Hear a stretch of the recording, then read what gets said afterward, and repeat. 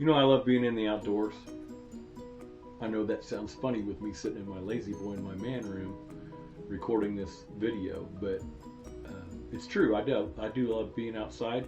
There's nothing like watching the sunrise on a crisp spring morning in the turkey woods, hearing those songbirds welcoming the new day, those gobblers that are sounding off to call the hens into them. You know, in the summertime, I like to go out and grab my binoculars on an evening and go sit over a bean field and watch the velvet bucks pour in there to see who's around and who I might be able to visit in the fall. You know, when fall comes, who can deny the splendor and the beauty and the majesty of the blazing oaks and maples as they change colors and fill our senses with just vivid imagery of the change in the season? Heck, I even like winter. I know that's strange. I like winter. I like the snow on the ground. I like being out when it's cold. You know, I spent a career in law enforcement, so I consider myself being a creature of following the evidence.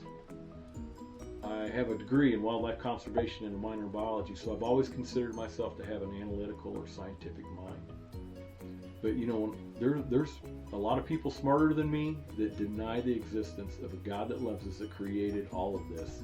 You know, I wrestled with that question myself, but I know this, that a true scientist and a competent investigator are willing to have a mind that's open to all possibilities, that leaves nothing off of the table when considering how things occur or how they happen. You know, Romans 1:20 says this: "For since the creation of the world, God's invisible qualities, his eternal power and divine nature, have been clearly seen, being understood from what has been made, so that people are without excuse." So just look around you. Can there be any doubt that there's not a God that created all of this?